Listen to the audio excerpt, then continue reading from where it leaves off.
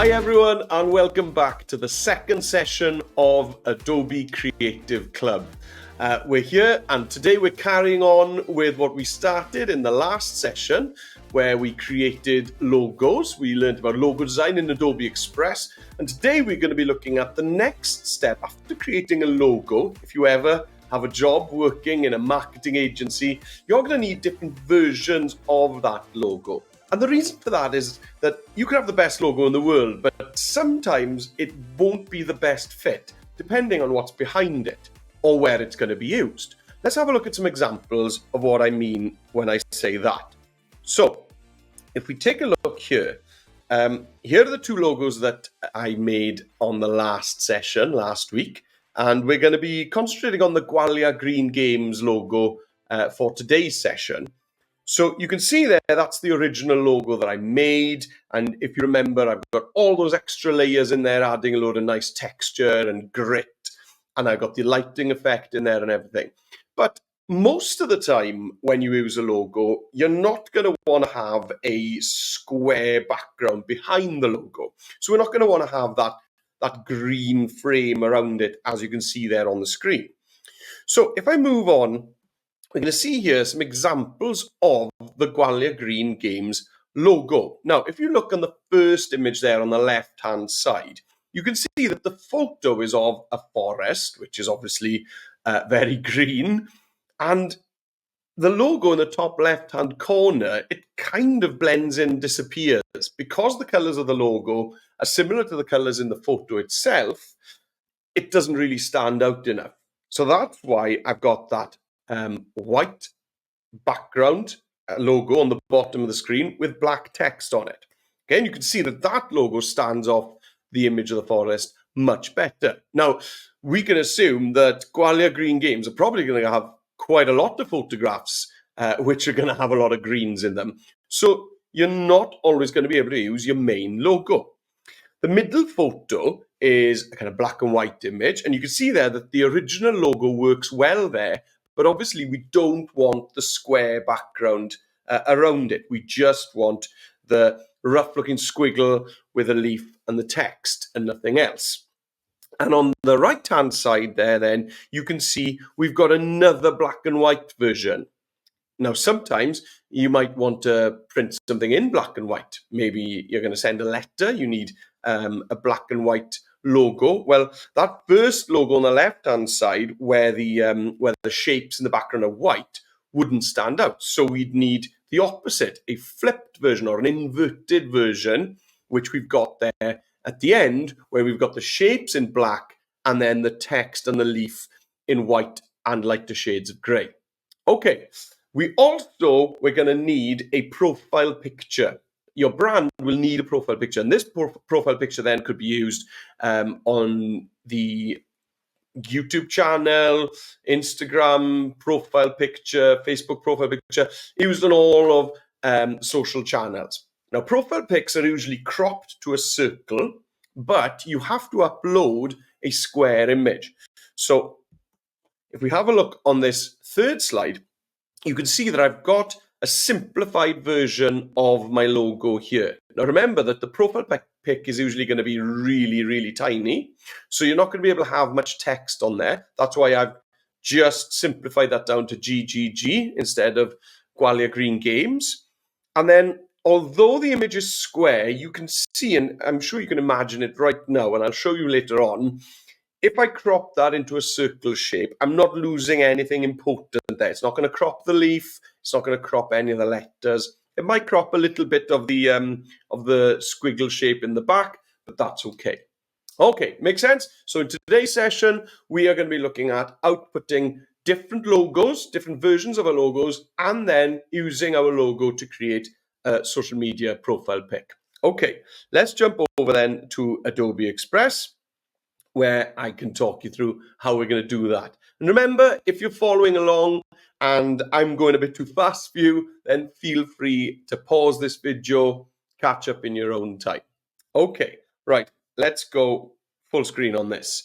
So here I am, I'm back on my Adobe Express homepage, and down at the bottom you can see your recent projects, or you could obviously go into the Your Stuff tab on the left there and open up your recent project. There it is there.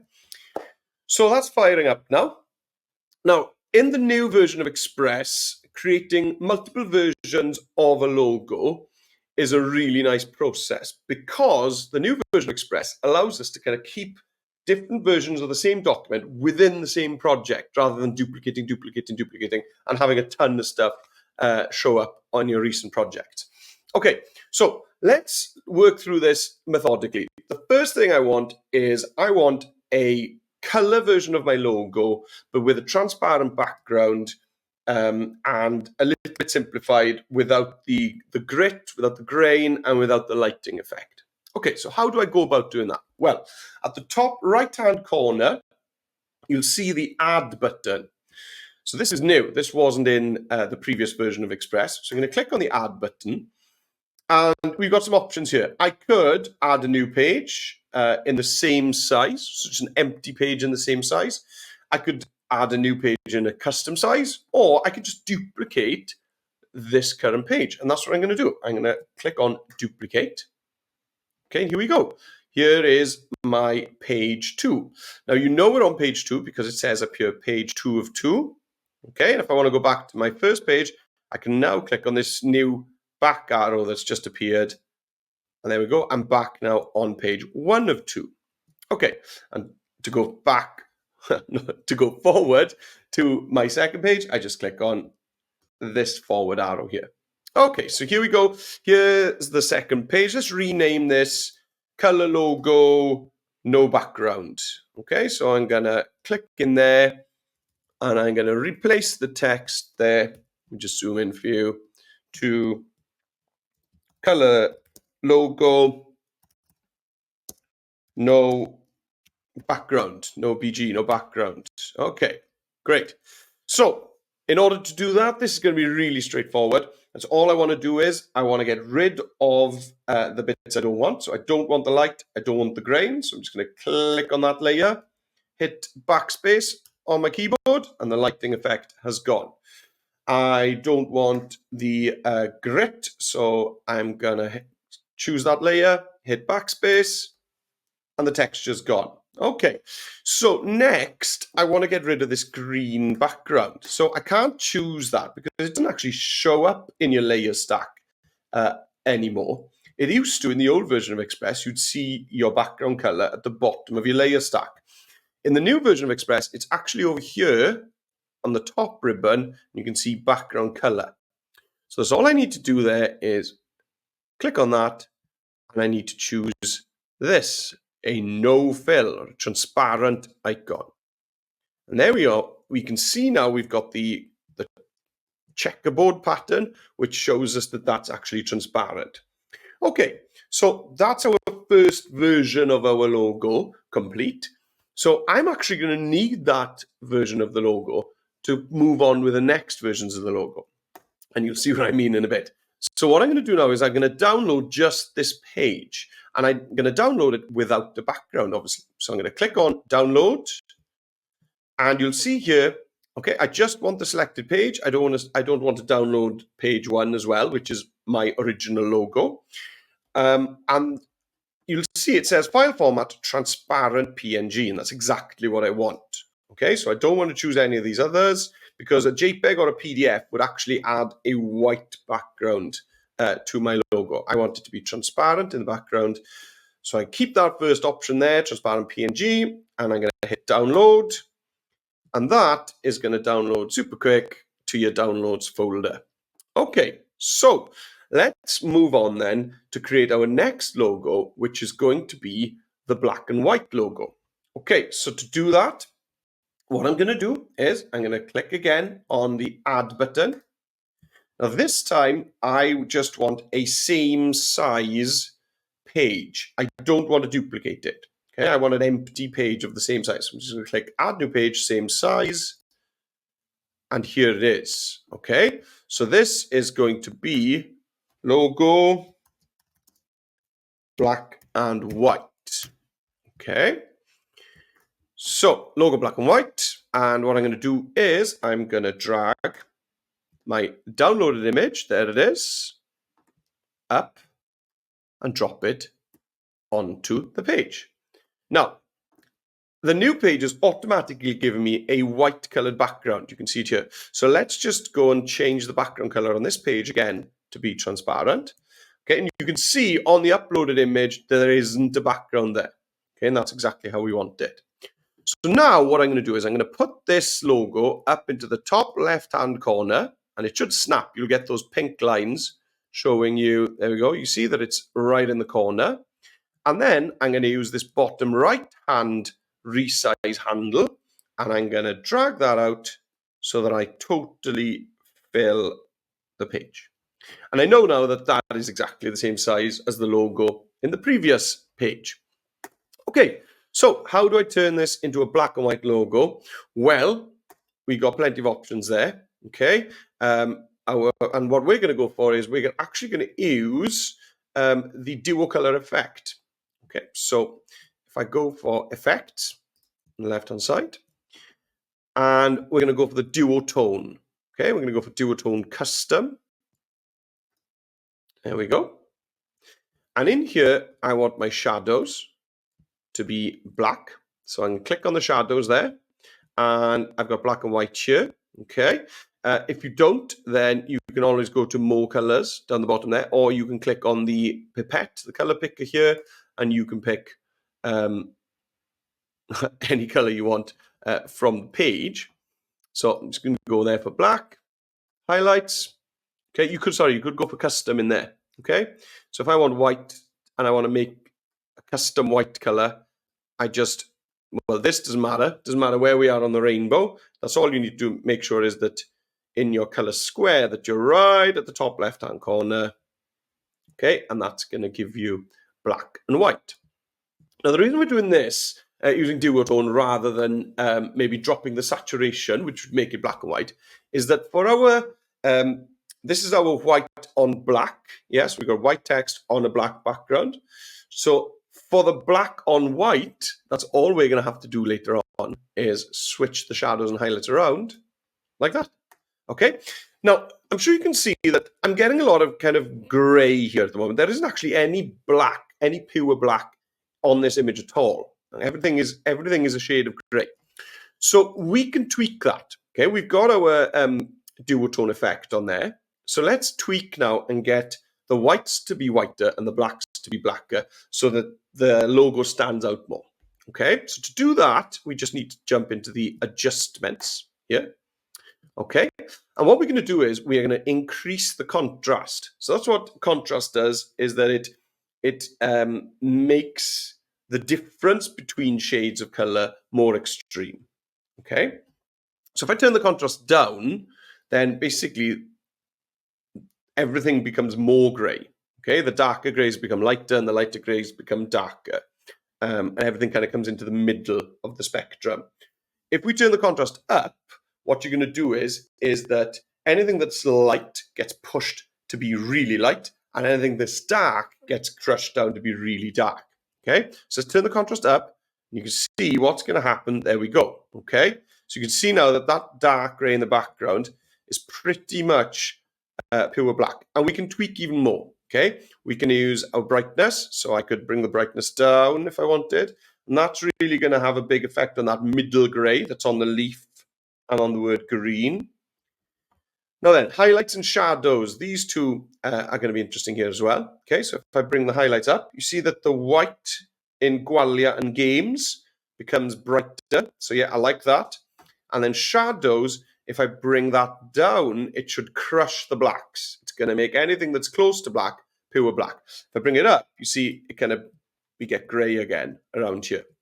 So what I want is I'm boosting the highlights and I'm crushing the shadows. So we call that crushing the blacks. Okay, so we're crushing them down so that everything that's slightly dark becomes just pure black color.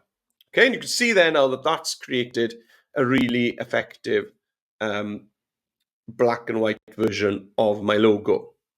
Okay, so how do we invert that for our next version of the logo? So let's take a look. We're going to add another page again to our project. So we're going to click add, and this time we're going to duplicate this current page. So I'm going to hit duplicate. Okay, and here is my page 4. So this is logo white and black, not black and white, white and black. Okay.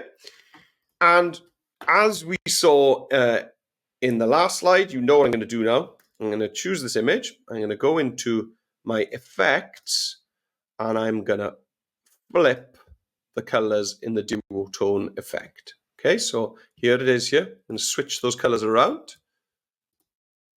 Okay, that's great. Now, you'll probably find that you don't really need to make much adjustments at all, but you may as well come over, have a look at the adjustments, see if there's something you want to change. You know, do we need to bring the brightness down so that the leaf and the green isn't too light? Maybe. Okay, so have a look, see what you need to change, play around with contrast. But yeah, I didn't really need to change much at all there. Okay, now what I am going to add in this one as a little extra skill for us is I'm going to add a black shadow around this image. Now, this is a bit of an Express hack because we can add shadows to text really easily on Adobe Express. It's one of the effects. Whenever you've got a text box, you can add a shadow, no problem. But there isn't actually an effect to add shadows. So we're going to have to kind of hack that a little bit. So to do that, what we're going to do is we're going to duplicate this image. Okay, you can see over in my layer stack that I've just got this one image here that I uploaded from my computer. Okay, so let's duplicate it. So to do that, I'm going to click on the duplicate button here, top left. There we go. And that's my new version. And I'm going to place it directly in front of the other. So I've got two versions of exactly the same logo there. You see them? One above the other. Front one hiding the back one. Okay. So I'm going to change that front one now back to my original white text on a black background. So just going to jump into effects, into the duotone, and flip those colors back. There we go. And I'm going to place that behind the logo that I've just been working on. So the black background goes in the back. It's not behaving. Let me try that again. Right. The white logo's in the front. There we go. Great. And yeah, you can see the black one there now, just kind of peeking behind it. But what I want is, I want that to look like a soft shadow. So that's all I need to do is, I'm going to blur this black version of the logo that's hiding behind, and you'll see the effect that that has. It's going to be super cool. So I've selected the lowest layer. Oops, there it is. I've selected the bottom layer, and I'm going into adjustments. And down at the bottom here, you've got your blur slider, your blur toggle. There we go. I'm just going to drag that up a little bit, just like that. I'm on about 10% there. Okay, don't need a lot. No, you could go right up. That's a wider blur, but it's softer. I think I prefer a narrower blur, kind of a closer blur to the logo, but for it to be a little bit stronger. So I'm going to keep it down there around the 10%. Click away. Cool. That works really well. Okay, so what we need to do now is we need to download the last two versions that we've made of the logo. So I'm going to click download, transparent PNG. There it is. And then I'm going to go back a page because I forgot to do it just now. And I'm going to download the white on black version of my logo. Download. Cool. And now in your downloads, you will see that you've got, look, I've got my no background version of the color logo. I've got my black text on white background with that cool shadow. And then I've also got my white on black standard logo. Now you could add a white glow, kind of a white shadow. So we'd call that a glow by doing exactly the same technique as we've just done there. Okay, so if you wanted to have a white glow on your logo, which has got the black background, then you just do the same as we've just done there on your previous one. Okay, so I'm not going to do that right now, but that's exactly what you need to do. Okay, right. So we've now got 4 versions of our logo. We've got our original logo, which is in the green square, which has got all the kind of grain and the lighting effect on it. And, anytime I kind of need to have a really nice looking version of the logo, and the logo is the most important thing on the page, that's the one I'm going to use. Then I'd suppose the main logo I'll use otherwise is the color logo with no background. And then anytime that doesn't work because maybe it blends in too much or it clashes with the colors behind, I've now got a white on black and a black on white version. So I'm covered. Yeah, whatever I want to put that logo on, one of those 4 logos is going to work. Okay, so let's move on then to the last section of today's session, which is creating a profile pic for the brand. Now, as I said, a profile pic for a brand needs to be visible when the profile pic is really, really tiny. So what you've got to do is really decide what from the logo is most important, and what are you going to keep and what are you going to throw out. Okay, we need it to be really similar to the original logo so that people associate the profile pic with the brand, but we need to change it so that it's really visible. Because if that stayed as it is right now, then nobody would be able to read the text, and the profile pic would be a bit rubbish. Okay, so let's go back to the color version. No, tell you what, let's go back to our actual original logo. Here we go.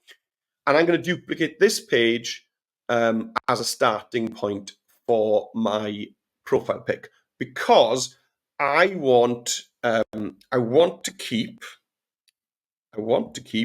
just here we go. I want to keep the lighting effect and the grain that we've got on the original logo in the profile pic. I think it'll be really cool in the profile pic to have that kind of texture in there. Okay, so how are we going to do that? Well, we're going to duplicate this page as a starting point. So I'm on page 1, original logo, top right-hand corner. I'm going to hit add, and I want to duplicate this page. So yeah, I've duplicated it. Here it is. Here's my profile pic. Okay, and I dragged those 2 layers down to the bottom. Okay, that's what. That's what you've missed while I've been on the wrong screen. Okay, so I've dragged those 2 layers down to the bottom. What am I going to keep? I'm going to keep the leaf. The leaf is the boss, and I'm going to keep that squiggle behind it, and I'm going to cut my text down to just the G's. So let's get rid of the text in my text boxes. So G. Now, last week you might have noticed I did these as 3 separate text boxes, and Dom did his as 1 text box. Either way is fine. Okay. I just decided to do 3 different text boxes so that I just had a little bit more control, but it'll work either way. Okay, so I got my letters. I'm gonna get rid of now my unneeded squiggles. Cool, there we go. So now let's just enlarge what's going on here, and then I can mess around with it further. So what I'm going to do is I'm going to click on squiggle, hold down Shift on my keyboard, click on the leaf, keep holding Shift, and I click on each of these 3 G's. There we go. So I've just selected all of that stuff, and now I can resize it. Okay, there we go. Something like this. Great. Now, we're getting there, but what we need to bear in mind is that when this profile pic is used, it's usually going to crop this image to a circle. So if we crop this to a circle right now, I'm pretty sure we lose the bottom of that G, and we might lose the corner of this G. Okay, so we need to be really aware of what's going to be cropped and what's not when you're doing this. So what I'm going to do is I'm just move my leaf up a little bit. Okay, maybe over to the left a little bit. And now I'm going to choose my text boxes. So I'm going to click on the first one, holding Shift down, select the other one, select the third one, bring them on to the squiggle. Maybe shrink them down a little bit together. There we go. You could group them as well. Okay, that's handy. I've got those 3 letters there, and I'm always going to want them kind of moving as a set. So I could just hit the group button there. And now I don't need to do that kind of shift clicking. Okay, I've got, there we are, they're just as one together. Okay, so let's just do some final moving around. Okay, maybe for this, I can just rotate my leaf slightly. Yeah, I think that sits better. Great. So I'm pretty happy with that. Let's check if cropping this to a circle hides anything important. Now, the fastest way to do that is to just dump a circle on top of everything and see what it hides. Okay, so let's go into Elements. I'm going to go into Shapes, and circle will probably just show up right there. Okay, so let's just put a circle in. And with this circle, same as before, I'm going to put it in the top left-hand corner, and then I'm going to use that bottom right-hand resize handle to quickly fill the page. There it is. Okay, so straight off, I can see that nothing important is peeking out, which means that it wouldn't be cut off if this was cropped to a circle. The only thing that's peeking out is a little bit of the squiggle there. So that's no big deal. If you want to kind of preview what this looked like, what I like to do is to just drop the opacity of this circle down. There we go. And that then gives you a rough idea of what your logo looked like. Okay, so I'm quite happy with it, but there's some space down here that I don't like. Okay, I feel that, yeah, the squiggle is filling the circle quite well, but it is leaving a gap down here. So what I want to do, I'm quite happy with the text and the leaf, but I think it could all move a bit to the bottom right and grow a little bit as well. Okay, so let's just drag that circle down to the bottom for now. Okay, it's going to help us. So let's choose the squiggle first. Okay, and let's resize that. There we go. There we go. Yeah, I think that fills the circle better. Good. Let's grab our group of letters, our G's. There we are. I'm just going to bring it down there. And this, I could then increase the size of those a little bit. Yeah, I think that works. And now I think our leaf can be much bigger again. I think that's going to work really well as a profile pic. People are going to identify that straight away as the brand. Okay. What I'm going to do now is I'm going to get rid of that circle because I don't want that to be part of my final design. So just delete that circle. And the last step for my profile pic now is I'm going to drag my lighting effect back up to the top and my grain effect back up as well. So looking at this now, the lighting effect, the kind of shadow of that light, or the pool of light, doesn't sit quite as tidily as it used to. So I'm just going to mess around with that. And I think that lighting effect needs to come down in opacity more on this design. And then the grain, let's see. Let's just do some quick horizontal and vertical flipping to see, is there a better way for this to sit? No, I think the original is the best. That's what gives us most grain on the G's, which I like. Okay, if I flip it that way, there's more grain over in this corner, and the G's are cleaner. I quite like the G's having those scratches over them. I wouldn't mind more of this grain to be visible. Now, when it's a circle, that'll probably get cropped off. So I'm going to actually increase the size of my grain altogether. So what I need to do now is zoom out of my design. So to zoom out on your design, you could use the zoom options here, but what I like to do is hold down Control or Command on a Mac, hold down Control and roll your mouse wheel or scroll with however you scroll on your device, okay? And you can see that I can quickly zoom and reframe that design. Okay, so I want the grain, which is this layer, to be bigger, I think. Yes, I quite like it. I like it like that. I like a lot of grain to be there, and then I'm going to drop the opacity of it so that it's not so extreme. Okay, so I'm going to choose the grain again. I'm just going to drop the opacity to 0 and then bring it in until I'm happy. I think it's about there. Yeah, so that's 10%. Remember, you don't need a lot of this stuff. Great. Okay. I'm really happy with that as my profile pic, and I know when it's cropped to a circle, all the important stuff is still going to be there and it's not going to crop anything important out. So the final thing we need to do is download your profile pic. So hit download, and press the download button there. And there we are. Okay.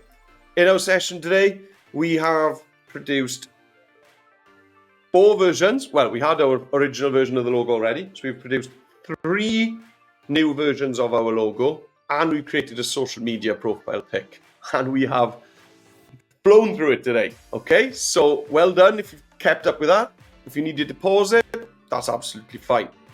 So what's coming up next, guys? Well, in the next session, we're going to look at how we're going to use this branding that we've created to start creating social media posts to advertise our brand. Okay, so make sure that you tune in to session 3 for that. I'm sure we're going to have a lot of fun doing that. Also, bear in mind, maybe this is a note for you teachers, later on in the year, we're going to be moving on to some of the Adobe Pro apps as well. Okay, so we're using Express at the moment, which is obviously available to everyone because it's a free app. But later on in the year, we will start looking at some pro apps as well. So teachers, if you're interested in that, make sure that you looked into licensing and that you've got enough seats for all your groups. If you need any help with that or you're not quite sure what to do, then just drop us a message. But for now, thanks a lot for joining me on today's session, and I'll see you next week for the next one. Okay, hwyl fawr, bye bye.